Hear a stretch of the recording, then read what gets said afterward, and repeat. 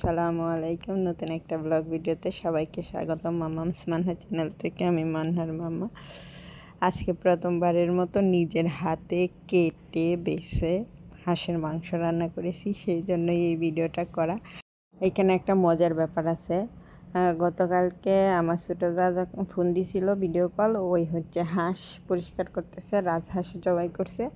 তখন আমি ওর সাথে বলতেছিলাম কি যে অনেক দিন এইরকম হাঁস জবাই করে পরিষ্কার করতে দেখি না। ছোটোবেলা আমার আম্মা যখন হাঁস করতো, জবাই করতো কিংবা মুরগি জবাই করতো, আমরা বসে বসে দেখতাম আম্মা কাটতো।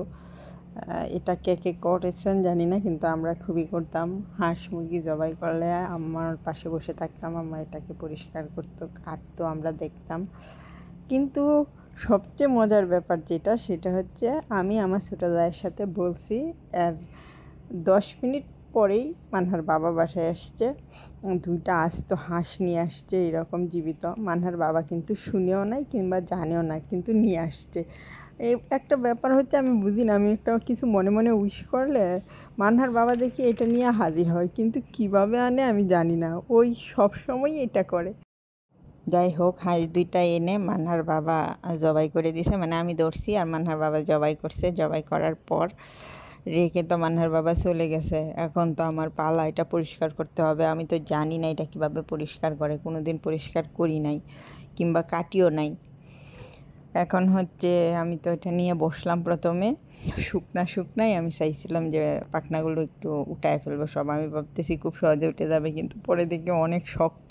এখন কি করব, গরম পানি করলাম, গরম পানি করে এটার মধ্যে দিলাম, দেওয়ার পর দেখি আবার নরম হয়ে গেছে। তখন পাখনাগুলো পরিষ্কার করলাম আস্তে আস্তে।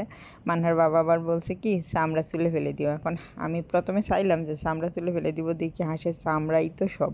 আসলে তো হাঁসের চামড়া থাকে অনেক মোটা, এটার মধ্যে তেল, এটা তো অনেক মাংস নাইলে বেশি মজা লাগবে না, আমার এইরকম একটা ধারণা হইলো। পরে এটাকে আমি পরিষ্কার করছি, পরিষ্কার করে আমি কাটতে নিয়েছিলাম, কিন্তু আমি কাটতে পারি নাই। মানহার বাবা এসে এটাকে টুকরো টুকরো করে কেটে দিছে। কাটার পর এখন আমি রান্না করতেছি। আজকে নারিকেলের দুধ দিয়ে রান্না করব। মানহার বাবা, মানে মানহাদের বাড়িতে সবসময় নারিকেলের দুধ দিয়ে রান্না করে। আমরা অবশ্যই এই ধরনের খাবার খেয়ে অভ্যস্ত না, কিন্তু আমি এইসব রান্না করতে পারি। আমাদের রেস্টুরেন্টে সবসময় অবশ্যই নারিকেলের দুধ দিয়ে রান্না হইতো।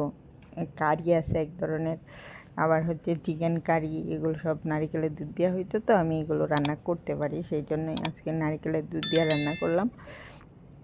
আর আমি কষানোর সময় কোনো পানি দিই নেই, অল্প একটু নারকেলের দুধ দিছিলাম, দিয়ে কষায় নিলাম। এরপর বাকিটা নারকেলের দুধ দিয়েই রান্না করছি। এটার মধ্যে ঝোল হিসাবে আমি কোনো পানি ইউজ করি নাই। যাই হোক, হাঁসটা পরিষ্কার করতে আমার সারাটা দিন লেগে গেছে।